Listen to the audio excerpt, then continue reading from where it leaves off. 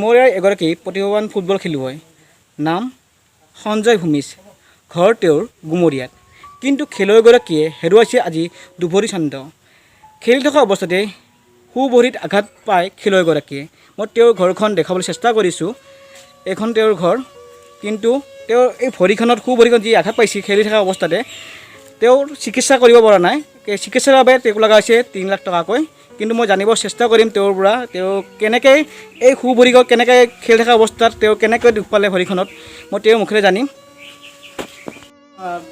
তুমি কেনেকৈ সোঁভৰিত আঘাত পাইছিলা খেলি থাকাতে সোঁভৰিত আঘাত পোৱা মানে খেলি আগৰে অলপ আছিলে খেলুৱৈ পিছৰে পৰা এনেকুৱা থুমুকি ৰ'ব লগা হ'ল থুমুকি ৰ'বৰ পিছত ডাক্তৰক দেখালোঁ তাৰপিছত মানে MRI কৰাৰ পিছত ধৰা পৰিল লিগামেণ্টৰ প্ৰব্লেম এতিয়া বৰ্তমানলৈকে মানে বেছি হোৱা হ'ল আজি 4-5 মাহমান হ'ল এতিয়া ঘৰতে এনেকৈ বহি আছোঁ আৰু দল সংগঠন আছে চৰকাৰ আছে কি ক'বা তেওঁলোকক এইটোৱে ক'ব বিচাৰোঁ যে কাৰণ আগলৈ যেন আকৌ খেলিব পাৰোঁ ভাৰতৰ হয় বা ICL খেলিব পাৰোঁ তেনেকৈ অসমলৈ ফোন কৰিহে আনিব পাৰোঁ তুমি শুনিছোঁ তুমি বহুত জেগাত খেলি আহিছা ক'ত খেলিব গৈছিলা হয় মই এনেকুৱা খেলিছোঁ বহুত জেগাতে খেলি আহিছোঁ 2016 চনৰ পৰা খেলিছোঁ এনেকুৱা নেশ্যনেল খেলিলোঁ নেশ্যনেল কেইবাবাৰো খেলোঁ 5-6বাৰমান খেলিলোঁ ইণ্টাৰনেশ্যনেল এবাৰ খেলিলোঁ ইণ্ডোনেছিয়াত হৈছিল 2019 চনত তাৰপিছত আকৌ খেলো ইণ্ডিয়া খেলিলোঁ তাৰপিছত সুব্ৰত কাপ খেলিলোঁ তাৰপিছত এতিয়া এনেকুৱা আঘাত পোৱাৰ বাবে এতিয়া ঘৰত থমকি ৰ'ব লগা হৈছে আৰু তেওঁ এই খেলি থকা অৱস্থাতে তেওঁ ভৰিত আঘাত পোৱাৰ পৰা যিহেতু বহুত জেগাত খেলি আহিছে বুলি ক'লে আপোনালোকে গম পালে শুনিলে কিন্তু এতিয়া বৰ্তমান খেলিব পৰা নাই মই তেওঁৰ ঘৰখন দেখাব চেষ্টা কৰিছোঁ তেওঁ এইখন ঘৰ কিন্তু চৰকাৰক দল সংগঠনক তেওঁলোকে আহ্বান জনাইছে তেওঁ এয়া যি সোঁভৰিত আঘাত পাইছে খেলি থকা অৱস্থাতে কিন্তু চিকিৎসাৰ অভাৱত তেওঁ ঘৰতে থাকিব লগা হৈছে তেওঁৰ হাতত পইচা বৰ্তমান নাই 3 লাখ টকা গোটাব পৰা নাই সেইবাবে তেওঁ ঘৰতে বহি থাকিব লগা হৈছে মই তেওঁৰ মাকৰ পৰা জানিব চেষ্টা কৰিম খুৰী আপুনি কি ক'ব এই আপোনাৰ ল'ৰা এতিয়া সোঁভৰিত আঘাত পোৱা বুলি কৈছে এনেকৈ বৰ্তমান ঘৰত এনেকৈ আছে পৰি আছে আপুনি কি ক'ব এতিয়া মই কি কওঁ ল'ৰাটো মোৰ যেনেকৈ চিকিৎসা কৰিব আমাৰতো উপায় নাই টকা পইচা নাই আজি ল'ৰা 3-4 মাহ 5 মাহ হৈ ঘৰত আছে এই সৰু ল'ৰা মোৰ দিন হাজিৰা কৰি কাম কৰি বৰ্তমান দিন পৰাই ৰক্ষা কৰি আছোঁ এতিয়া আমি ল'ৰাটো এনেকৈ ৰাখিম কেনেকৈ ৰাখোঁ চাবলৈ মানে উপায় নাই চকুৰিৰ চাই আছোঁ আমাৰ টকা ধন পইচা একো নাই যাতে আমাক চৰকাৰে সহায় দিয়ে আমি এইটোকে ভাবি আছোঁ এতিয়া আমাৰ ঘৰৰ অৱস্থা নাই দেউতাকে নাই এই সৰু ভাইটি আজি পঢ়ি থকা ভাইটিয়ে ইনকাম কৰে দিন হাজিৰা পালে কৰে নপালে নাই সেনেকুৱা আমাৰ জেগাত কামো নাই কাম বন নাই এতিয়া যাতে আমাক অনুৰোধ জনাইছোঁ চৰকাৰে যাতে আমাৰ চকু মেলি চাই ল'ৰাটো যাতে আগৰ নিচিনা ভাল হয় আকৌ খেলিবলৈ যায় সেইটো মই ভাবি কামনা কৰিছোঁ হয় হৈছে না মই তোমাৰ পৰা জানিব চেষ্টা কৰিম তোমাক কোনোবাই সহায় কৰিছে নেকি চৰকাৰৰ পৰা ৰাজ্যৰ ফালৰ পৰা দল সংগঠনৰ পৰা কোনোবা সহায় কৰিছিল নেকি তেনেকুৱা বৰ্তমানলৈকে কোনো সহায় অহা নাই মানে যোনটো দাদা ধ্ৰুৱজ্যোতি কাঁড়ী আৰু নীলমন ইন্দ্ৰ কিবা নাম আছিলে শিৱসাগৰ দাদা দুজনে মানে ফেচবুকত শ্বেয়াৰ কৰাৰ পিছত 2-এটাই মানে একাউণ্ট নাম্বাৰ দিছে তাতে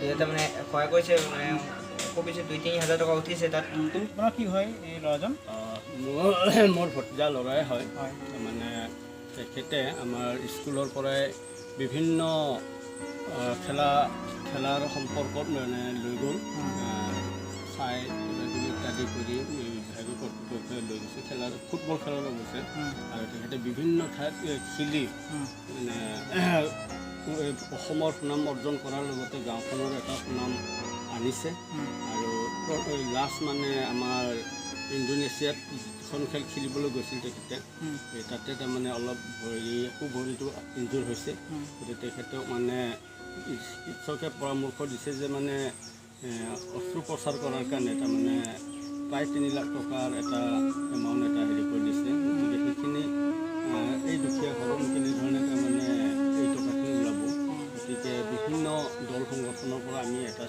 চিন্তা চৰ্চা কৰিছোঁ তাৰমানে অনুদান হিচাপে কোনোবা যদি দিয়ে তাৰমানে আমাৰ গাঁও উন্নয়ন সমিতি আছে তেখেতসকলৰ ওচৰতে যোৱাৰ কাৰণে আমি চিন্তা চৰ্চা কৰিছোঁ ঠিক তেনেধৰণে মুখিয়াল ব্যক্তি কিছুমান চাকৰিয়াল ব্যক্তি আছে তেওঁলোকে যি অলপ দিয়ে তেওঁলোকৰ পৰা তাৰমানে দান বৰঙণি লৈ চিকিৎসাটো বা অস্ত্ৰোপচাৰটো কৰাৰ কাৰণে আমি সাহায্য কৰিছোঁ। স্বাস্থ্যমন্ত্ৰী ডাঙৰ কি ক'ব?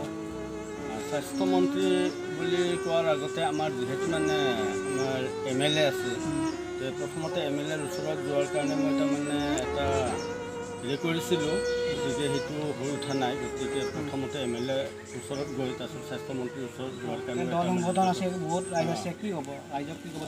ৰাইজক তাৰমানে এইটোৱে মানে কৰিছোঁ, মানে প্ৰত্যেক মানে দল সংগঠন যিহেতু আছে আৰু ওচৰ চুবুৰীয়া যিবিলাক মানে ফুটবল খেল প্ৰেমিকসকলে তেওঁ বন্ধুসকলে সহায় আগবঢ়াইছে যে য'ত আমাৰ প্ৰয়োজন হয় তাতে আমি দৌৰিম, তথাপিও অস্ত্ৰোপচাৰ কৰাৰ কাৰণে আমি আৰ্থিক দিশটো টনকিয়াল কৰিব লাগিব। সেয়েহে মানে সকলোৱে আশা এটা দিছে আৰু এইখিনিতে ক'ব লগা। বন্ধু ন? হয়, মোৰ আমাৰ বন্ধু হয়, খেলা আমি খেলা কৰিছিলোঁ। তেওঁ যদি ঘৰতে এনেকৈ পইচা ভাবত এনেকৈ ঘৰতে বহি আছে, কি ক'বা চৰকাৰৰ দলখনক? কি ক'বা? তো এইটোৱে ক'ব বিচাৰিম আৰু যে আমাৰ চৰকাৰে যাতে অলপ হ'লেও হেল্প কৰে তেখেতক। আৰু দেখিছে আপোনালোকে ঘৰখন অৱস্থা কেনেকুৱা, সেইটো কাৰণে কৈছোঁ আৰু যে অকণমান যাতে হেল্প কৰে আৰু সকলোৱে। আৰু লগতে চৰকাৰখনকো মই আহ্বান জনাইছোঁ যে হেল্প কৰে তেখেতক। আপুনি আপোনাৰ ঘৰ ইয়াতে? ইয়াতে হয়। তেওঁৰ বন্ধু মানে ভাইটি হয়, বন্ধু এতিয়া। কি ক'ব আপুনি? তেওঁ যে এতিয়া এইটোৱে চৰকাৰৰ অনুৰোধ, গমেই পাইছে আপোনালোকে আহি পেলাই যে ল'ৰাটো সুস্থ হওক, সুস্থ হ'লে আকৌ আমাৰ গাঁওখনৰ বা দেশৰ হৈ কঢ়িয়াই আনক শুনাম, এতিয়া এইটোৱে মোৰ ক'ব লগা। আৰু মই জানিব চেষ্টা কৰিম, আপুনি তেওঁৰ বন্ধুৱে কি ক'ব তেওঁৰ ক্ষেত্ৰত? আপুনি বন্ধু বুলি ক'লে নহ'ব, মোতকৈ সৰু হয়। হয়, দাদা ভাইটিয়ে হ'ব। কি ক'ব? সেইটো এতিয়া বৰ্তমান বহুতখিনি খেলি আহিলে। এতিয়া ধৰি লওক ইয়াৰ ধৰি লওক যিখিনি অসুবিধা এতিয়া তাকো এতিয়া আপোনালোকে হেৰি কৰিব লাগে, সহায় কৰিব লাগে। সেইকাৰণে আমি অলপ আগুৱাই আহিছোঁ, আপোনালোকে আহিছে, ভালেই হৈছে। সেইখিনি আৰু যাতে আৰু দল সংগঠনবিলাকে ইয়াত খবৰটো পায়, অলপ সহায় কৰা আগবাঢ়ি আহে, সেইখিনি। তেওঁ বন্ধুবিলাক কৰি আছে, সকলো দল সংগঠন চৰকাৰক আহ্বান জনাইছে তেওঁ চিকিৎসাৰ বাবে অলপ সহায় কৰিব লাগে। কি ক'বা তুমি বন্ধু হিচাপে? কি ক'বা? মই বন্ধু হিচাপে এটাই কথা, এতিয়া সি আগত বহুত ভাল খেলে, এতিয়াতো ঘৰৰ অৱস্থাটো বেয়া, ইমানখিনি সি গোটাব পৰাটো তাৰ হেৰি নহয়। তো একচুৱেলি এতিয়া এটা কথা চৰকাৰক বা আমাৰ দৰ্শকক এইটোৱে আহ্বান যে সহায় কৰে চবেও, অলপমান চবে হেল্প কৰিলে আগলৈকে বা আমাৰ দেশৰ বা আমাৰ গাঁৱৰ নাম আৰু হেৰি কৰিব, সেইটোৱে আৰু। হয়, তেওঁ ডিমৰীয়া সুনাম কঢ়িয়াই আনিছে, তেওঁ সকলো জেগাত খেলি আৰু এজন তেওঁ বন্ধু আছে, তেওঁৰ পৰা জানিব চেষ্টা কৰিম। কি ক'ব আপোনাৰ বন্ধু আজি এনেকৈ কৰি আছে ঘৰতে, খেলিব যাব পৰা নাই, চিকিৎসাৰ বাবে 3 লাখ টকা লগা হৈছে। এতিয়া দল সংগঠনক চৰকাৰক কি জনাবা? মই চৰকাৰৰ ফালে মুঠতে এটাই মানে অনুৰোধ জনাব বিচাৰোঁ যে এইজন ল'ৰা যিজন মানে মোৰ বন্ধু বুলিও ক'ব পাৰি, মোৰ ভাইটি বুলিও ক'ব পাৰি, সেইজন ল'ৰা মানে যিজন ল'ৰা নেকি এসময়ত মানে এতিয়াওতো খেলি আছিলেই দেচোন দে, তথাপি এতিয়া বৰ্তমান লকডাউন হৈছে, লগতে তাৰ ভৰিখন এতিয়া এনেকুৱা অৱস্থা হৈছে, তাৰ ভৰিখন এনেকুৱা মানে বেয়া হোৱাৰ আগতে মানে যিটো এতিয়া জখম হৈছে, এই জখম হোৱাৰ আগতে তেওঁ আমাৰ অসমৰ কাৰণে বহু নাম কঢ়িয়াই আনিছে, লগতে আমাৰ ডিষ্ট্ৰিক্টৰ মানে আমাৰ জিলাখনৰ সুনাম কঢ়িয়াইছে, লগতে আমাৰ ডিমৰীয়াৰ সুনাম কৰিছে, লগতে আমাৰ এই গাঁওখনৰো নাম তেওঁ বহুত উজ্জ্বল কৰিছে। কিন্তু তেওঁৰ ঘৰৰ অৱস্থা দেখিছে কেনেকুৱা অৱস্থা, তেওঁৰ অৱস্থা এনেকুৱা হৈছে। তো আমি চৰকাৰক মানে এটাই অনুৰোধ জনাব বিচাৰিছোঁ যে এই দুখীয়া পৰিয়ালৰ যিজন নেকি মোৰ ভাইটি, মোৰ বন্ধু, যিটো মোৰ লগৰ হয়, এই দুখীয়া পৰিয়ালটো মানে এতিয়া তাৰ এই অসুবিধাৰ সময়ত তাৰ এই ভৰিখন ট্ৰিটমেণ্ট কৰিব পৰা তেখেতসকলৰ মানে ঘৰৰ অৱস্থা একেবাৰে বেয়া, তেখেতে নোৱাৰে, তেখেতৰ ঘৰৰ পৰিয়ালে এই মানে ইয়াৰ ট্ৰিটমেণ্টটো কৰিব নোৱাৰে, তেওঁৰ অৰ্থাৎ দেউতাকো নাই। এতিয়া তেওঁৰ মাকে লগতে তেওঁৰ ভাইটি দিন হাজিৰা কৰি ঘৰখন চলাই আছিলে কিবা ৰকমে, এতিয়া এই অৱস্থাত তেওঁ এতিয়া কি কৰিব? ঘৰৰ পৰিয়ালেতো তেওঁৰ ট্ৰিটমেণ্ট কৰিব পৰা সমৰ্থ নাই। তো চৰকাৰক মই এইটোৱে অনুৰোধ জনাব বিচাৰোঁ যাতে চৰকাৰে কিবা এটা হ'লেও এই পৰিয়ালখনক মানে সহায় সহযোগিতা আগবঢ়ায়, লগতে তাৰ যাতে ভৰিখন আগৰ দৰে পুনৰ সুস্থ হৈ উঠে, লগতে আমাৰ লগত খেল পৰিৱেশন কৰিব পাৰে আৰু আগৰ দৰে ধৰ অসমৰ সুনাম কঢ়িয়াই আনিব পাৰে, লগতে আমাৰ দেশৰ নাম মানে আগৰ দৰে সুনাম কঢ়িয়াই আনিব পাৰে, সেনেকুৱা কৰিব পৰা অৱস্থা হোৱাকৈ যাতে চৰকাৰে আমাক কিবা এটা সাহায্য আগবঢ়ায়, এই পৰিয়ালটোক যাতে কিবা এটা সাহায্য সুবিধা আগবঢ়ায়, তাৰ বাবে বিনম্ৰভাৱে মই চৰকাৰক অনুৰোধ জনাইছোঁ। হয়, মই আপোনালোকক স্কিমৰ নম্বৰটো দি আছিলোঁ, তেওঁৰ একাউণ্ট নম্বৰটো দিয়া আছে আৰু তেওঁৰ ফোন নম্বৰটো মই দি দিম, আপোনালোকে যোগাযোগ কৰিব পাৰিব আৰু তেওঁক যি সহায় কৰিব পাৰে কৰিব। I'm faking my misery, making my bitch can be everyone's favorite girl. So take aim and fly away. I've never been so wide awake. No, nobody but me.